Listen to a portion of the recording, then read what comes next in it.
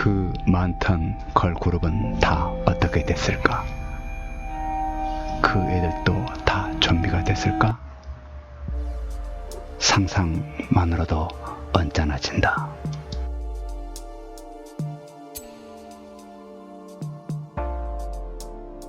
아닐 수도 있지만 주말 동안 세상이 완전히 변했다. 평소 뉴스나 신문을 보지 않으니 알 순 없다.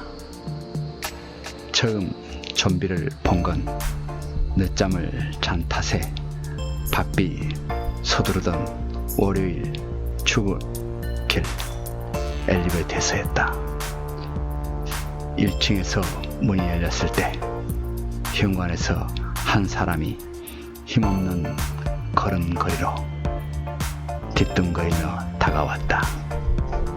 흐트러진 옷 매무새 걸음걸이까지 딱 새벽까지 술을 마신 윗집 아저씨라 생각했다. 월요일 아침부터 참 가관이시네요. 그러다 서서히 그 썩은 시체 같은 몰골이 시야에 들어오면서 나는 잠시 이게 꿈인가 생각했다.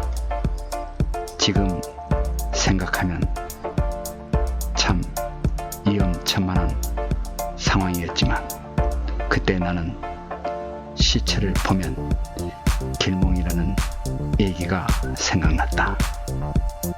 내가 아직 자고 있는 걸까? 너무 많이 자고 있는 건 아닐까? 꿈도 좋지만 출근해야지.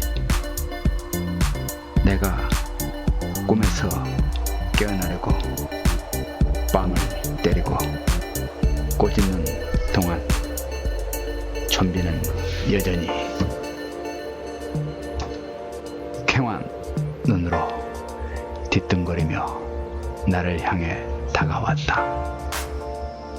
그리고 막 엘리베이터 앞에 다다랐을 때 나는 이게 꿈이든 아니든 우선 살고 봐야겠다는 생각으로 인정사정 없이 녀석의 명치를 걷어찼다. 녀석은 삭은 나무 토막처럼 힘없이 쓰러졌고 나는 급히 엘리베이터 문을 닫고 뛰는 가슴을 진정시켰다. 하지만 생각해보니 엘리베이터 안에서 마냥 기다릴 순 없다. 출근도 해야 하고 어디서 샘솟는 사명감인지 사람들에게 좀비가 나타났다고 알려야 할 것 같았다. 다시 문을 열고 아직 바닥에 쓰러져 뒤집어진 채 거북이처럼 허둥대는 녀석을 뛰어넘어 거리로 나왔다. 그 순간 나는 내가 다른 세계에 왔나 생각했다.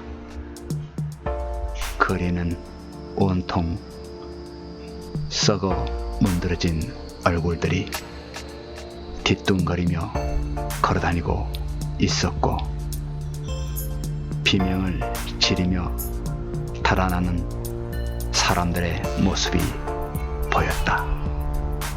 이건 내가 아는 세상이 아니었다. 하지만 꿈도 아니었다. 꿈이라고 하기엔 보고 느껴지는 모든 게 너무나 사실적이었다. 나는 서둘러 차로 달려가 문을 잠그고 잔뜩 웅크린 채 거리를 살폈다. 비명을 지르며 달아나는 사람들과 싸구려 장난감처럼 뒤뚱거리며 그 뒤를 쫓는 좀비들의 모습이 보였다. 가슴이 세차게 두근거렸다. 라디오를 켰다. 평소 음악을 듣기 위해 FM 주파수에 맞춰져 있던 라디오에선 긴장한 아나운서의 다급한 목소리가 흘러나왔다. 알 수 없는 전염병이 퍼졌으니 절대 외출하지 말고 타인과 신체 접촉도 피하라는. 외출? 나는 출근인데? 출근은 해도 되는 건가? 덜컥 부모님이 걱정됐다. 빌어먹을 재개발 때문에 우리 식구들은 이산 가족이 되고 말았다. 어머니가 동네를 떠나 혼자 심심하게 지내기 싫다고 우겨서 부모님은 가까운 곳에 작고 싼 아파트 전세를 구하고 나는 회사 근처에 오피스텔을 얻어 지내고 있었다. 하지만 집이 작다는 건 핑계였다.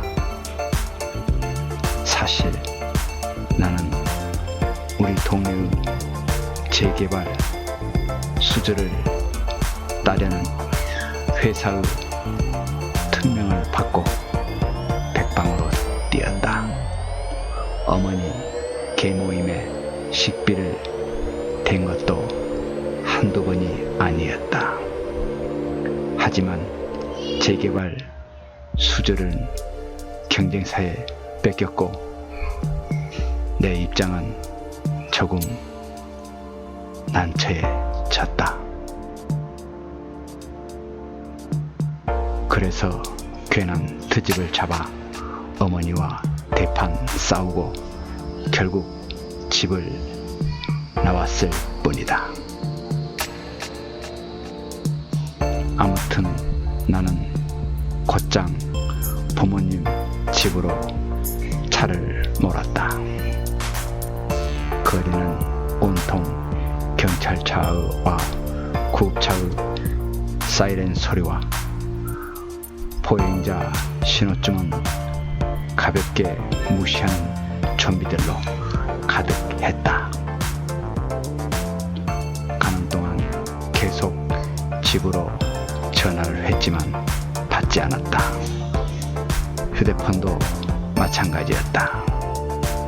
주말 내내 방에서 뒹굴고 게임이나 하면서 안부 전화 한 통 안 드렸다는 생각에 가슴이 뻥 뚫린 듯 횡하고 시렸다.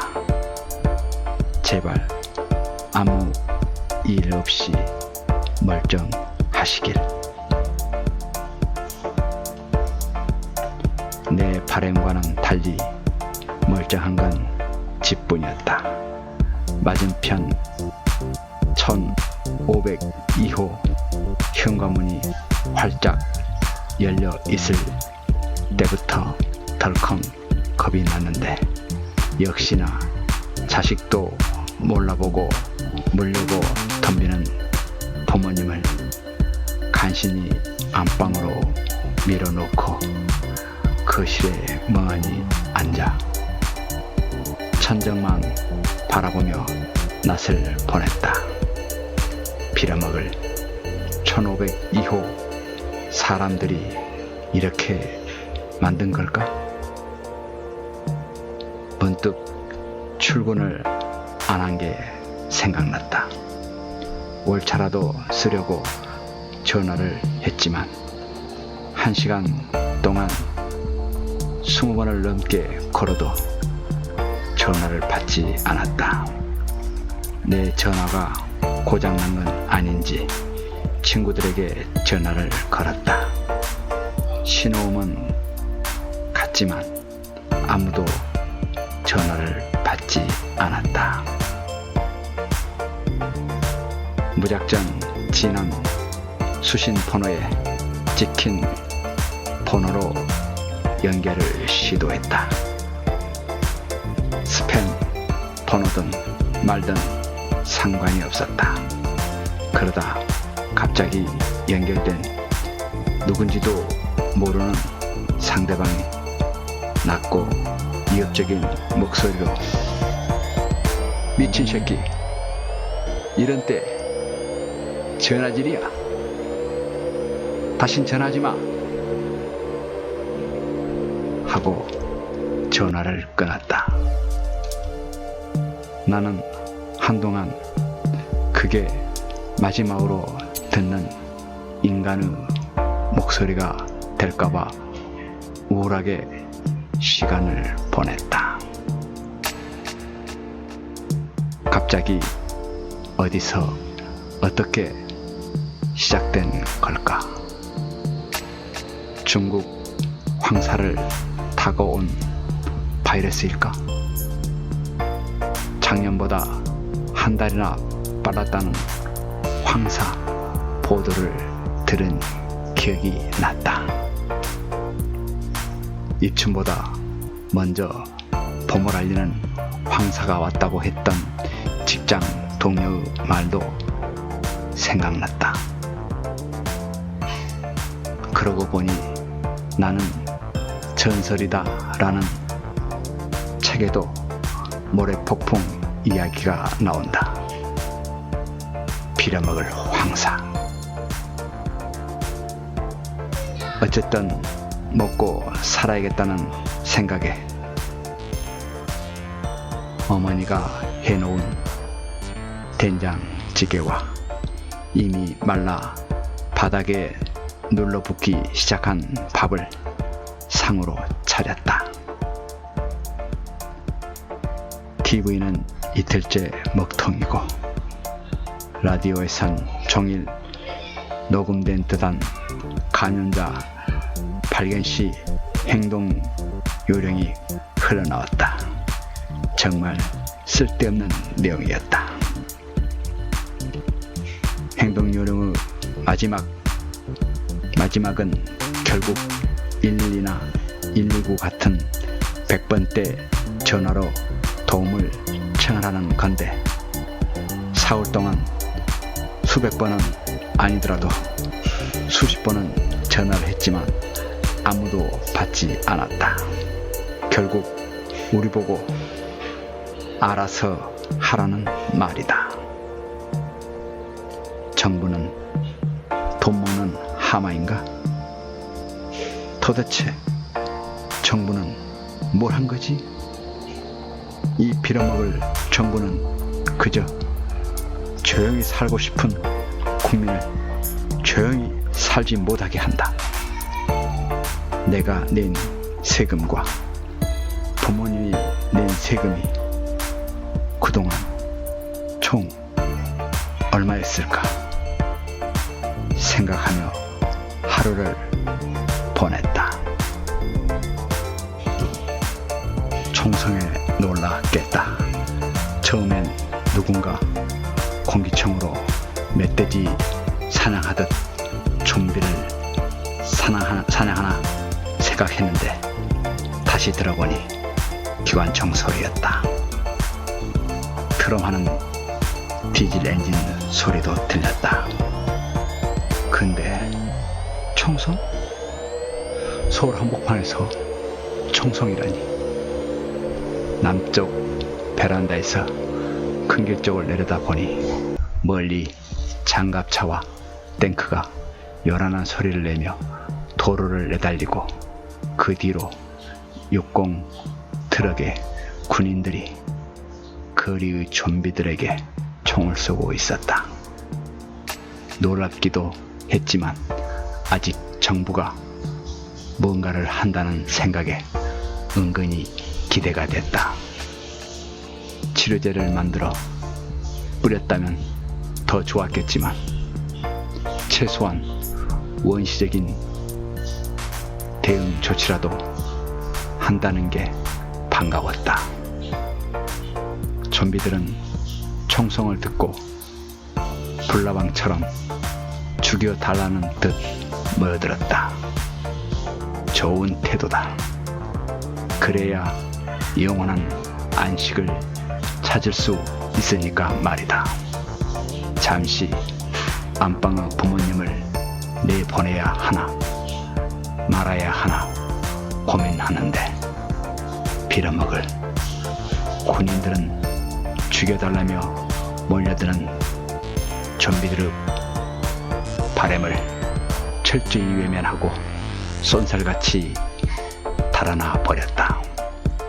뒤늦게 골목에서 나타난 좀비들이 이젠 보이지도 않는 트럭을 쫓아 뒤뚱거리며 느릿느릿 걸어갔다.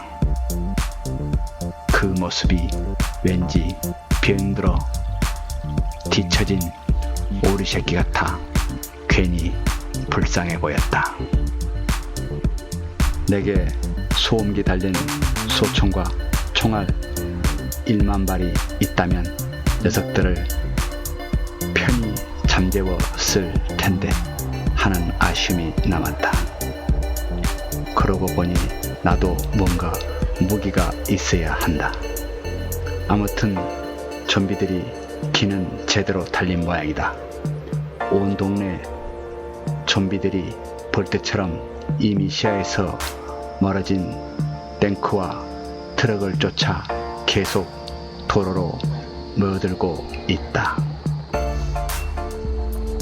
큰 길 건너 재개발 현장 안에 분명 다이너마이트가 있을 거라는 생각이 들었다. 산동네 재개발인 탓에 돌산을 깨려고 하도구 업체가 몇 번 폭파하는 걸 어머니가 보시고 내게 물은 적이 있었다. 그때 나는 심통을 부리며 우리 회사가 수주를 했으면 그런 짓 안 했다고 말해 어머니의 입을 단번에 막아버렸다. 아무튼 대형 크레인이 세워진 공사장 안을 살펴보니 컨테이너로 만든 사무소 옆에 나무로 된 작은 오두막이 보였다. 보통은 용접용 가스 같은 폭발성이 높은 자재들을 보관하는 창고지만 다이너마이트를 썼다면 분명 한 곳에 같이 보관하고 있을 터. 당장은 뭘 할 건 아니라서 그냥 위치만 봐두고 말았다. 나중에 좀비 문제가 해결되면 괜히 문제될 수도 있으니까. 공사 현장을 보다가 멀리 남산 쪽 도심 풍경을 바라보니 세상은 그저 평화롭게만 보였다. 완연한 봄 햇살에 남산 N타워가 뚜렷이 보일 정도로 맑아진 공기, 지방 국도처럼 한적한 거리, 뒤뚱거리며 느릿느릿 걷는 좀비. 보기만 해선 참 한가로운 풍경이었다. 세상이 참 평화롭단 생각이 들었다. 인간만 없으면 세상이란 참 평화로운 곳이구나 싶은 게 왠지 씁쓸했다. 해가 지고 다른 아파트 군데군데 불이 켜진 집들이 보였다. 아직 많은 사람들이 정부 대응을 기다리며 집에 머물고 있는 것 같다. TV라도 좀 재미있는 걸 보여주면 좋으련만. 이런 상황에는 좀비 영화가 딱인데 방송국 직원들은 센스가 없다. 하긴 재난 방송도 못하는데 좀비 영화는 무슨 얼어 죽을 좀비 영화인가. 괜히 나중에 욕이나 먹겠지. 위성 방송도 안 나오는 걸 보면 위성 방송이라고 해서 특별히 대단한 건 아니라는 생각이 든다. 뭐 우주에서 쏘는 건 아니니까 그저 반사하는 것 뿐이지. 일주일? 열흘? 아무튼 며칠이 더 지나자 총성도 사라지고 거리는 더 많은 좀비로 채워졌다. 설마 총알이 떨어진 걸까? 얼마 전 뉴스에 우리나라 인구가 5천만이 됐다던데, 만약 우리나라 인구 5천만이 좀비가 됐다면 최소한 5천만 발이 필요한데 5천만 발이 있을까? 아무튼 좀비들은 기본적인 기소 본능조차 없는 게 확실하다. 그렇지 않고서야 자기가 살던 아파트 현관문을 활짝 열어놓고 보름이 넘도록 돌아오지 않을 수 있나? 설마 먹을거리를 찾아 거리로 나온 걸까? 그러고 보니 냉장고 구석 냄새 먹는 하마가 눈에 띄었다. 저만큼 냉장고가 비었다는 얘기다. 문득 좀비들은 며칠이나 굶고 살 수 있을까 궁금해졌다. 나는 죄송하지만 아버지, 어머니가 안식을 찾으셨길 빌며 살짝 방화문을 열고 안을 살폈다. 내 바람과는 달리 두 분은 여전히 방 안을 서성이고 계셨다. 그런 아버지를 보니 가슴이 찡했다. 예전에 어머니와 내가 약수터라도 다녀오라고 내쫓기 전엔 비스듬히 누워 TV만 보시던 아버지시기 때문이다. 평소에 저렇게 움직이셨으면 좋았으련만.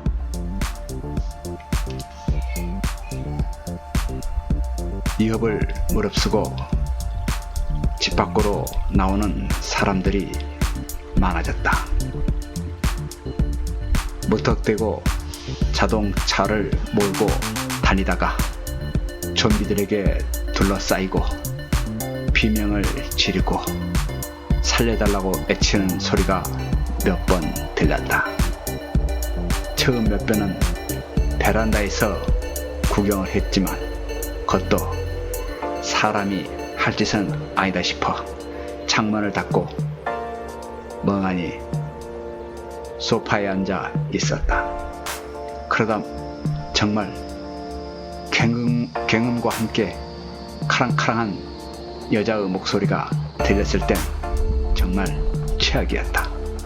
전화를 걸어 경찰을 부를 수도 없는 상황. 전화를 했지만 받지도 않는 상황이니 여자는 왜 무모하게 길을 나섰을까? 이 상황에 가족을 찾아 나왔을 리는 없고 아마도 먹을 게 없어서 구하러 나온 거겠지.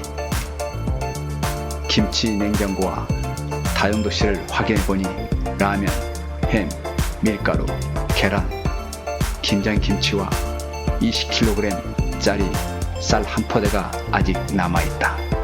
적어도 석 달은 버틸 수 있을 것 같다 쌀이 있어 행복하다. 비명소리에 잠을 깼다. 맞은편 103동 사북 2호 창문에 매달린 사람들이 지르는 비명이었다. 젊은 부부 같았는데 좀비에 쫓겨 베란다로 피했지만 유리창이 그들을 지켜주지 못한 모양이다. 어쩌다 좀비들이 저기까지 올라갔을까?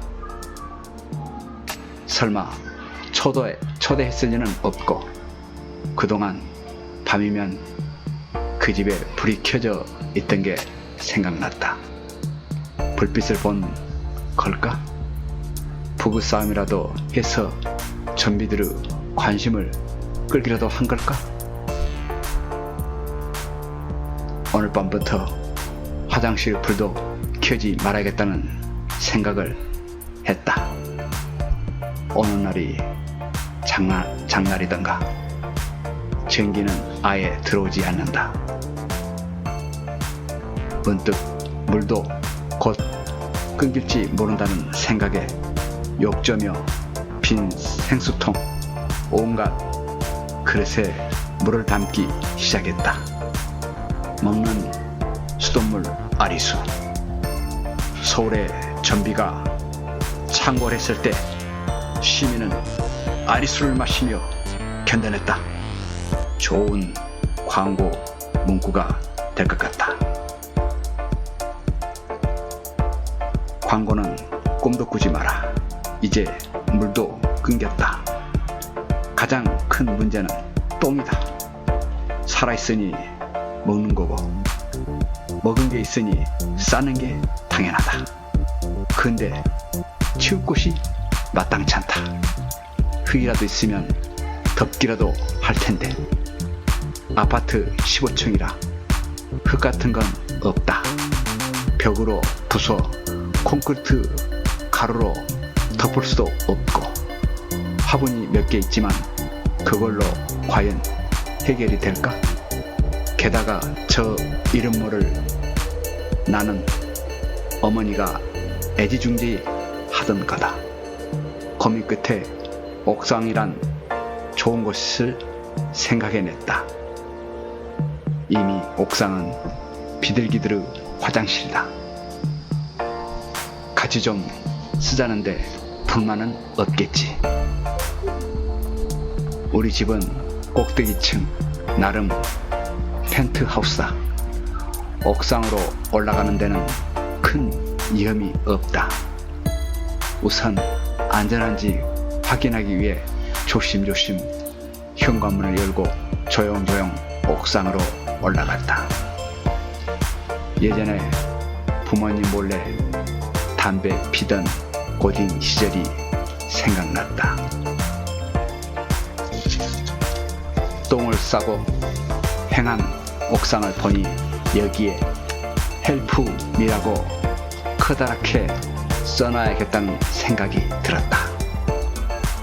페인트도 없고 쓰다 남은 천 테이프로 쓰자니 큼지막하게 H자 하나 쓰면 끝일 것 같다. 종이 뭐로 표시할까 궁리하다가 짜증만 났다. 좀비 영화에는 이럴 때 필요한 건 어떻게든 다 찾아내는데 우리 집에는 이럴 땐 쓸만한 게 하나도 없다. 그러고 보니 헐리우드 영화를 보면 이럴 때 사람들의 피신할 냉전시대에 만들어진 방공하며 서로 격신할 수 있는 단판무전기, 자신을 지킬 수 있는 총, 손전등, 페인트 같은 게 쉽게 등장하는데 우린 이게 뭔가 싶다. 우리나라의 냉전시대에 만들어진 방공호는 군사 기밀이고 단파 라디오는 있으면 간첩이다. 총은 예비군 훈련 때나 구경하는데 그나마 총알은 향방 예비군으로 바뀌면 구경도 못한다. 손전등은 핸드폰 액정이 대신하고 있고 페인트 신호는 있어도 페인트는 없다. 80년대도 아니고 화염병도 만들 것도 아닌데 우린 재난에 너무 취약한 것